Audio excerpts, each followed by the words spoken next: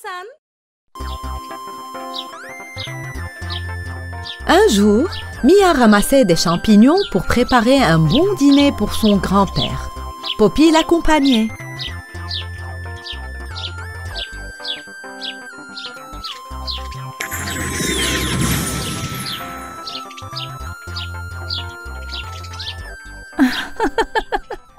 Ces pouvoirs magiques peuvent être utiles parfois, pas vrai? Alors qu'elle ramassait joyeusement les champignons, elle tomba sur son ami Kai.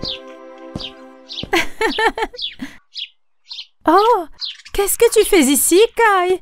Bonjour Mia. Je cueille des herbes pour ma grand-mère. Viens, allons-y près du lac. Il y a plus de beaux champignons et d'herbes là-bas, crois-moi. Kai aima l'idée et ils allèrent ensemble au lac. Pendant ce temps, la méchante sorcière se préparait à organiser un festin pour la réunion des sorcières. Je devrais organiser le festin le soir. Qu'est-ce que tu as envie de manger? Quack. Il y a beaucoup de grenouilles dans le marais. J'adore les cuisses de grenouilles, madame la sorcière. Tu peux manger ça, stupide.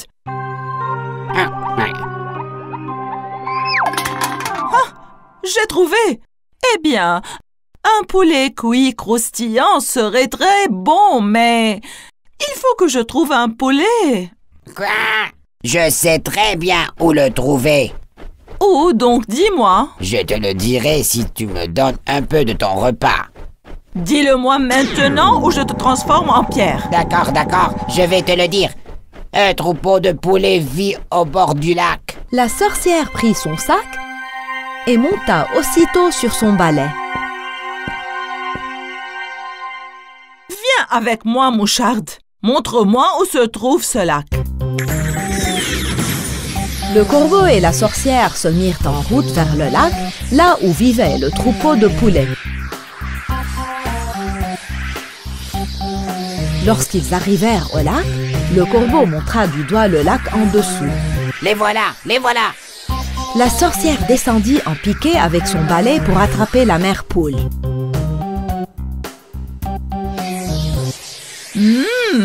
Ce sera un bon repas. Ils sont bien nourris. Quand la mère poule a vu la méchante sorcière, elle a caché ses bébés dans les buissons. Mais elle n'a pas pu se protéger. Un travail bien fait. Pendant ce temps, Mia et Kai sont aussi venus au bord du lac.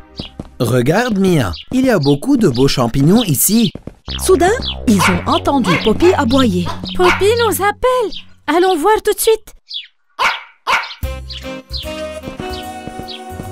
Lorsqu'ils arrivèrent à l'endroit où ils avaient entendu le son, ils remarquèrent que Poppy essayait de désigner un buisson.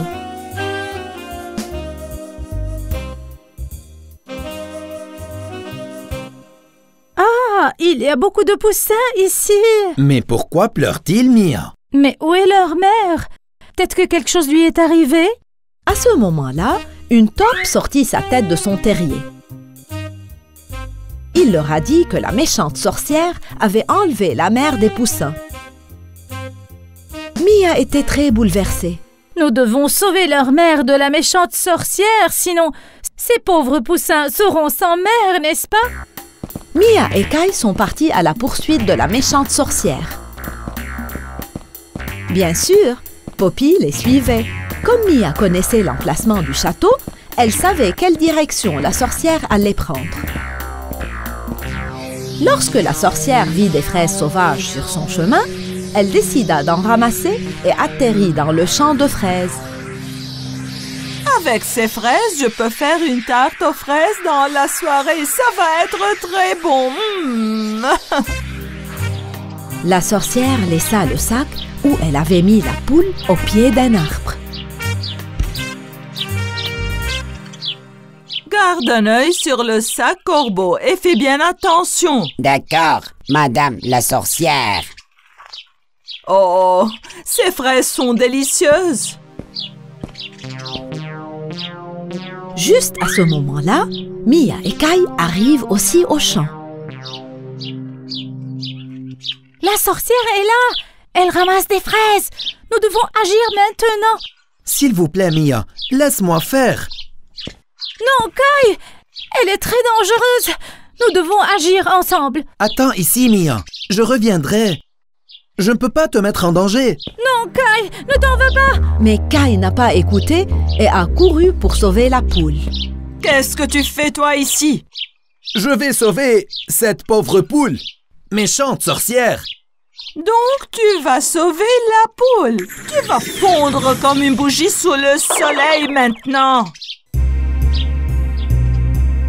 Soudain, Kai s'est transformé en bougie.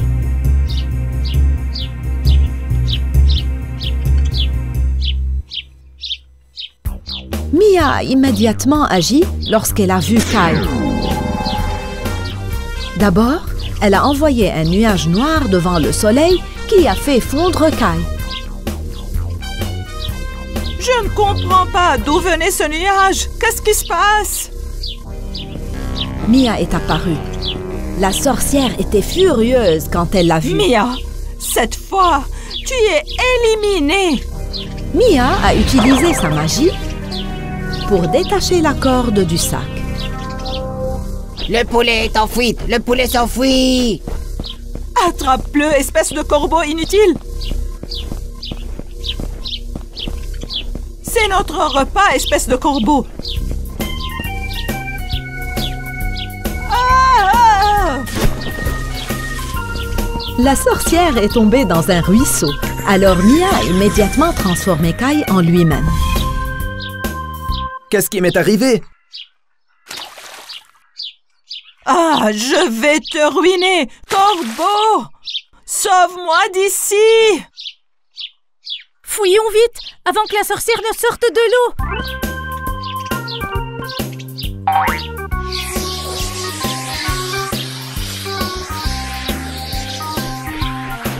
Dépêche-toi, sorcière!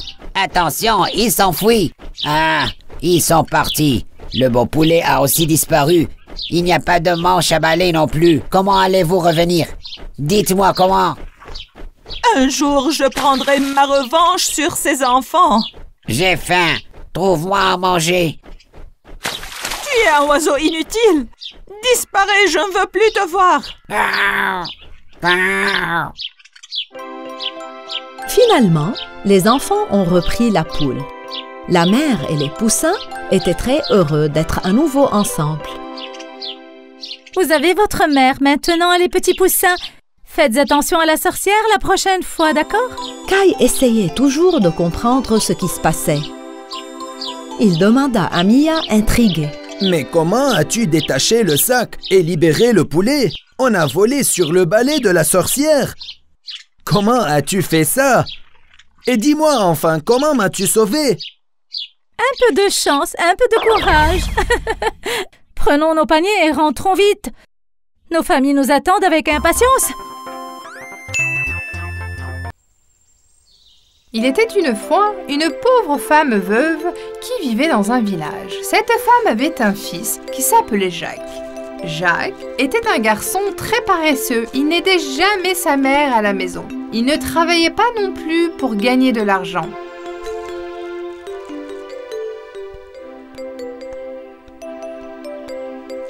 Même si c'était un garçon très intelligent, il était inutile. Jake, réveille-toi. Tu dois aller au marché et vendre les dernières vaches qui nous restent. Comme Jacques n'avait jamais travaillé, le seul moyen de subsistance était de vendre toutes les vaches qu'il possédait après le décès de son père. Je suis désolé, Fiolet, mais nous devons te vendre. Il ne nous reste plus rien à manger.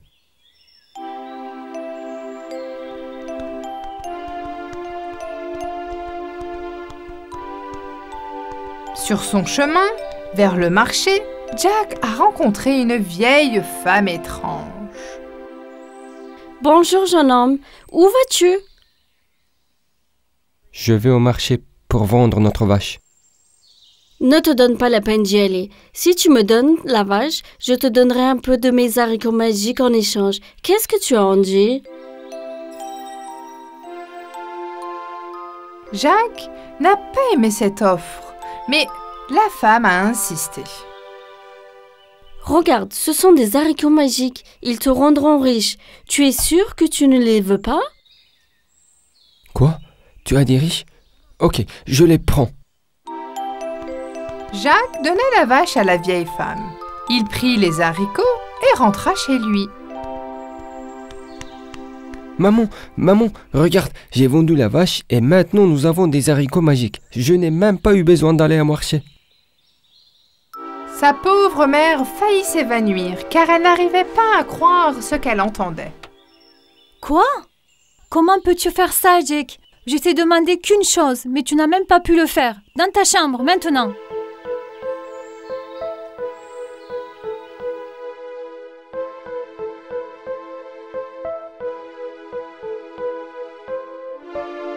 Jacques était très en colère et bouleversé. Il a jeté les haricots qu'il tenait dans ses mains dans le jardin. Jacques s'est rendu compte qu'il avait été trompé. Il était triste et affamé. Il ne pouvait même pas dormir. Il regrettait de ne pas pouvoir faire ce que sa mère lui avait dit de faire. Au matin, le petit homme regarde par la fenêtre et voit une plante qui pousse rapidement. C'était une tige de haricots géante qui s'élevait vers le ciel. Oh, qu'est-ce que c'est? C'est un haricot magique. Je suppose que la vieille femme disait la vérité. Les haricots étaient magiques. Nous serons riches, riches! Il est immédiatement sorti dans le jardin et a commencé à grimper sur l'haricot géant. Il n'arrivait pas de monter et de monter. On aurait dit que la plante n'avait pas de fin. La tige de haricot atteignit les nuages. Parmi les nuages, il y avait une énorme maison en face de lui. Tout était si grand que même l'herbe autour de la maison ressemblait à un arbre à côté de Jacques. Jacques frappa à la porte de la maison géante. Une femme géante lui ouvrit la porte. J'ai très faim et je suis fatigué. Pouvez-vous me donner quelque chose à manger? La femme géante eut beaucoup de peine pour le petit garçon.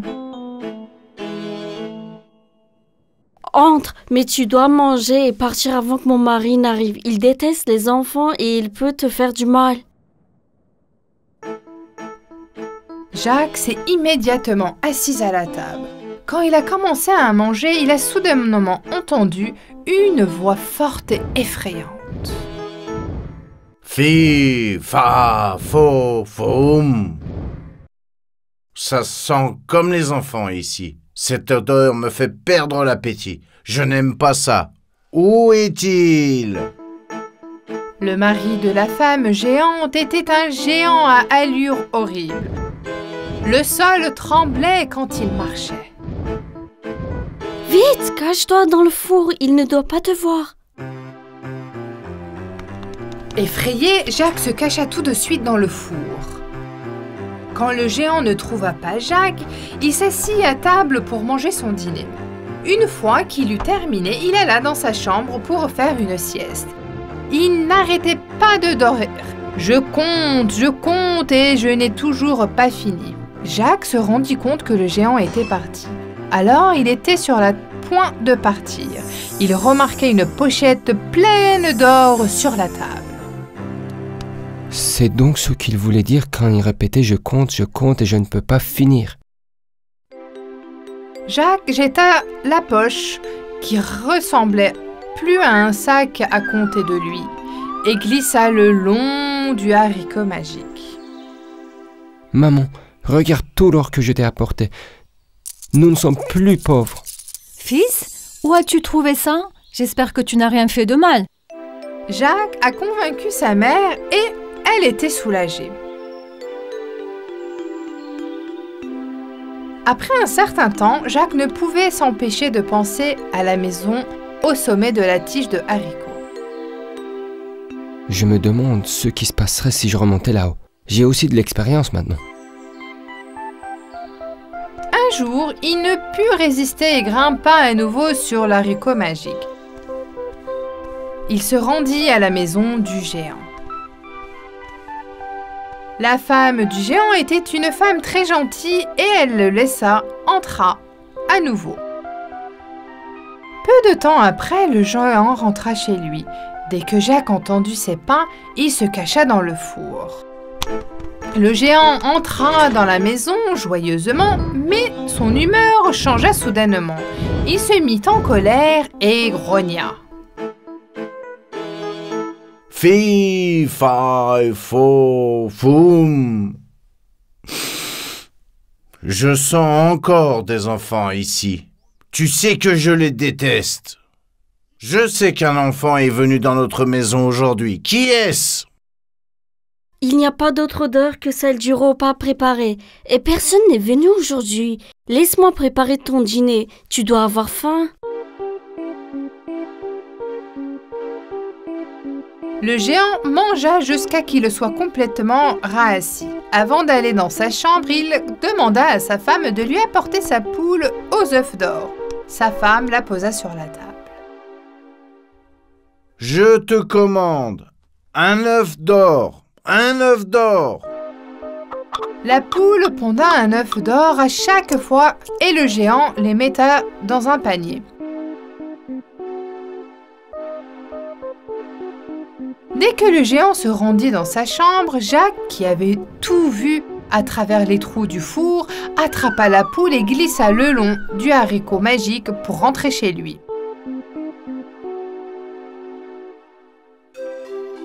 Le temps passa. Jacques et sa mère étaient maintenant très riches, mais Jacques ne voulait toujours pas travailler.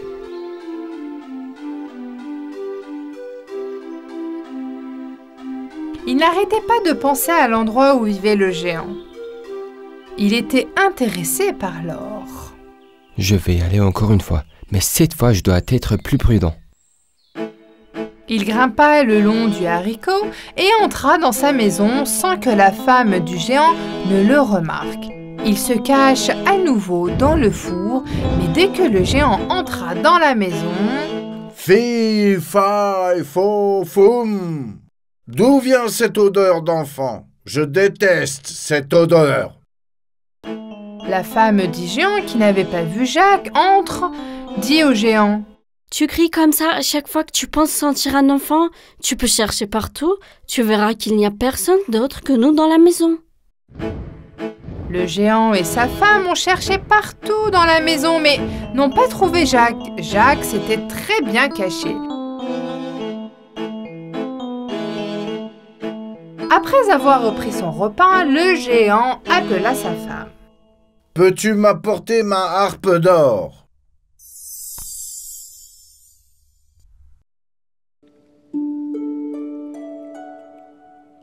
La harpe qui était sur la table se mit à jouer.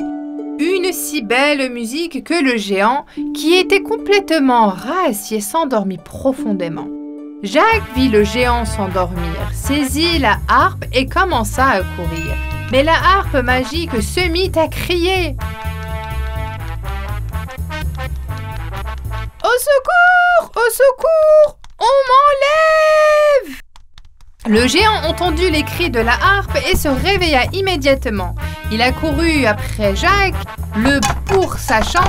Jacques avait vraiment peur. « C'est donc toi qui m'as volé mon or et mon poulet.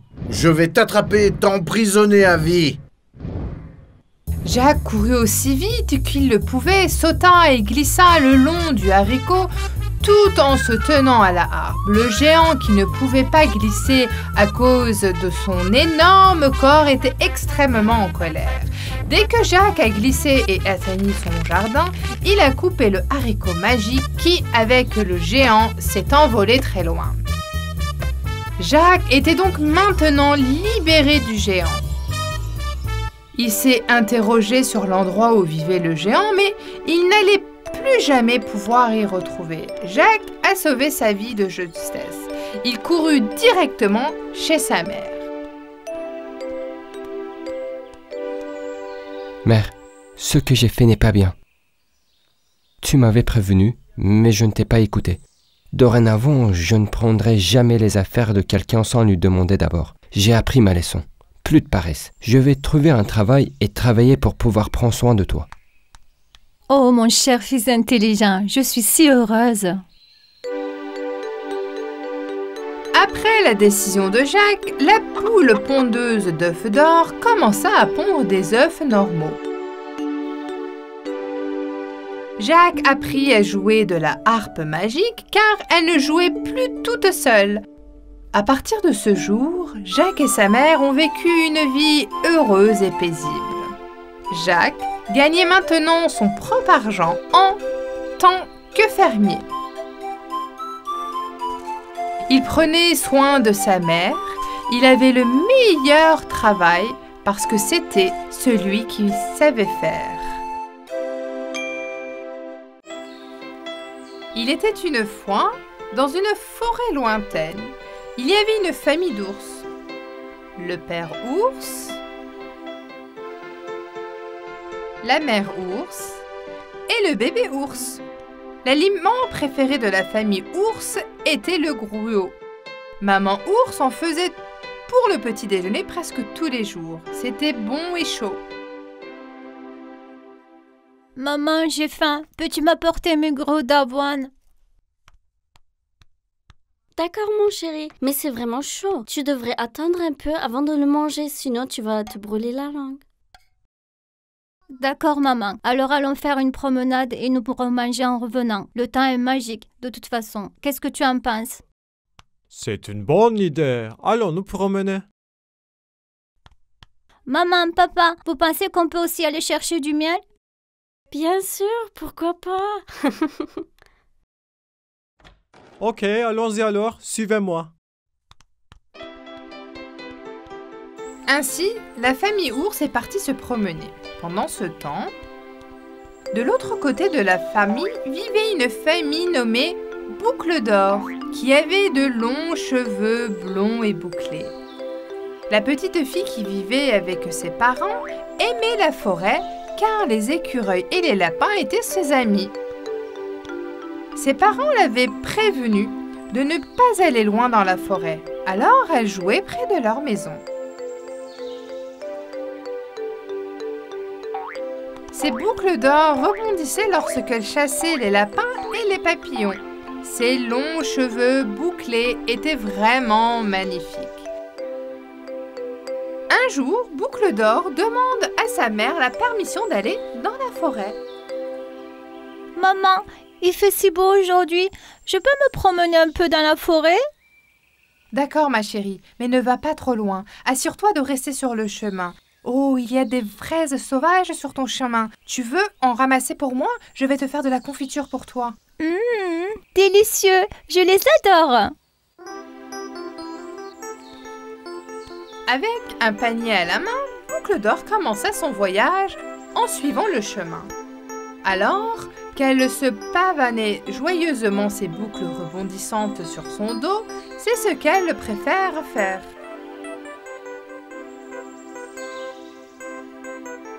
Lorsqu'elle rencontra des fraises sauvages, elle commença à en manger et à en mettre dans son panier. Que se passerait-il si j'allais un peu plus loin dans la forêt? Si je ne vais pas loin, je ne serai pas en retard. Alors, petit à petit, Boucle d'Or alla de plus en plus loin dans la forêt. Ses amis lapins la suivaient, sautillaient parmi les fleurs pendant qu'elle chantait. Ruisseau, rivière, mer et ciel, j'aimerais avoir des ailes pour pouvoir voler. Ruisseau, rivière, mer et ciel, j'aimerais avoir des ailes pour pouvoir voler. La la la la la la. La la la la la la. La la la la la la. La la la la la la. Après un moment, elle a réalisé qu'elle était perdue. Elle était inquiète et effrayée. Soudain, elle remarqua une petite maison devant elle. Je me demande à qui appartient cette maison. Elle s'est approchée de la porte et a frappé. Il y a quelqu'un ici? Eh oh, quelqu'un! Je ne pense pas qu'il y a quelqu'un à la maison. Je suis perdue et fatiguée. Alors je devrais rentrer et me reposer un peu. Je demanderai de l'aide quand le propriétaire sera rentré. Boucle d'Or a poussé la porte et elle s'est ouverte. Alors elle est entrée. C'est un si joli chalet et ça sent bon ici. J'ai tellement faim. L'arôme provenait des 3 assiettes de gruau chaud sur la table.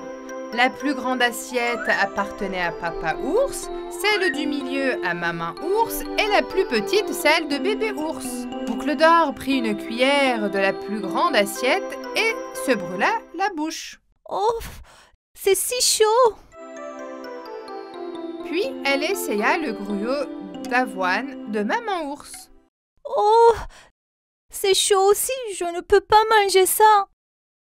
Puis elle goûta les flacons d'avoine de Bébé Ours. C'était chaud et bon. C'est ça, c'est juste ce qu'il me faut.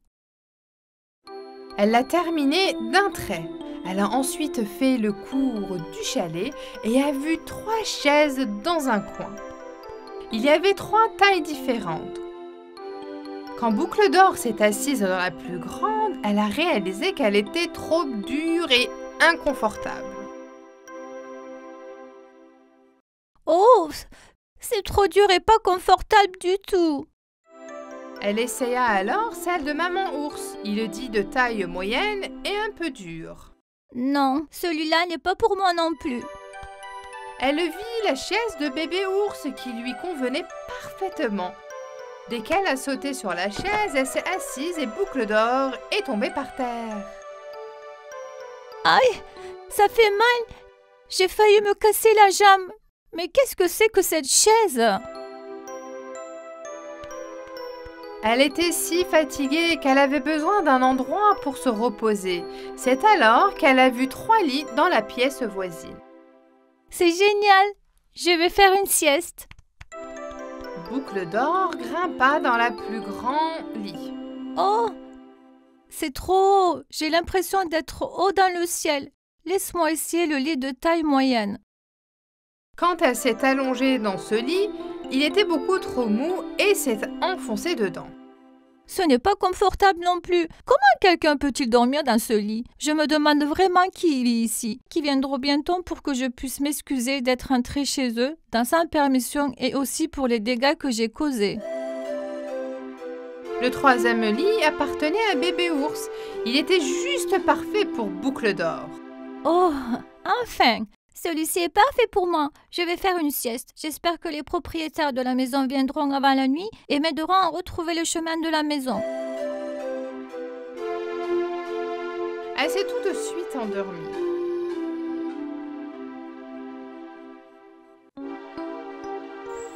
À ce moment-là, la famille Ours est revenue à la maison. Quand Père Ours est entré, il a été choqué en voyant la table. Quelqu'un a mis une cuillère dans mes gros avoines. Ah, le mien aussi a une cuillère dedans. Oh non! Quelqu'un a mangé tous les miens. Qu'est-ce que je vais manger maintenant? Je suis affamée. Ne te fâche pas, mon chéri. Ton père et moi allons partager le nôtre avec toi. Le petit ours était sur le point de s'asseoir sur sa chaise lorsqu'il s'aperçut qu'elle était cassée et se mit à pleurer. Quelqu'un a cassé ma chaise. Où vais-je m'asseoir maintenant?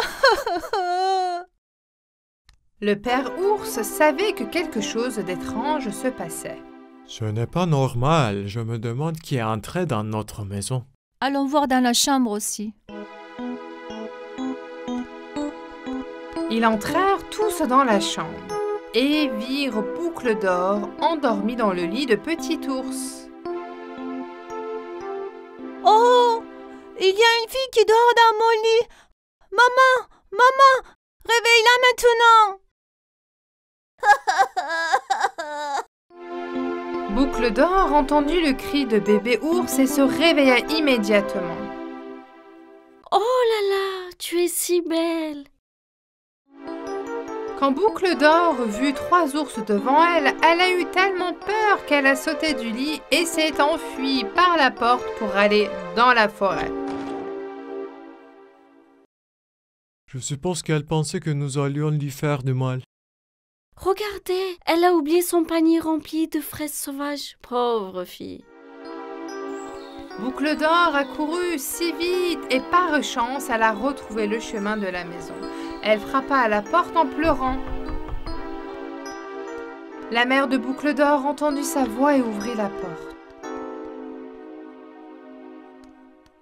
« Où étais-tu, Boucle d'Or? Je me faisais du souci pour toi.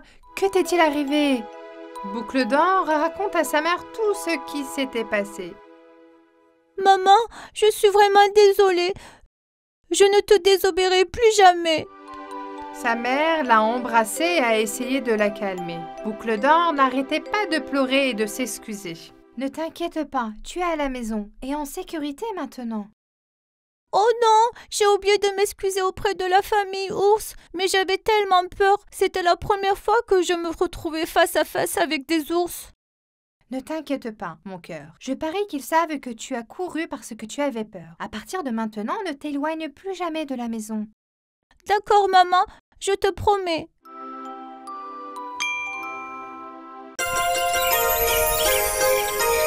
Kondo-san,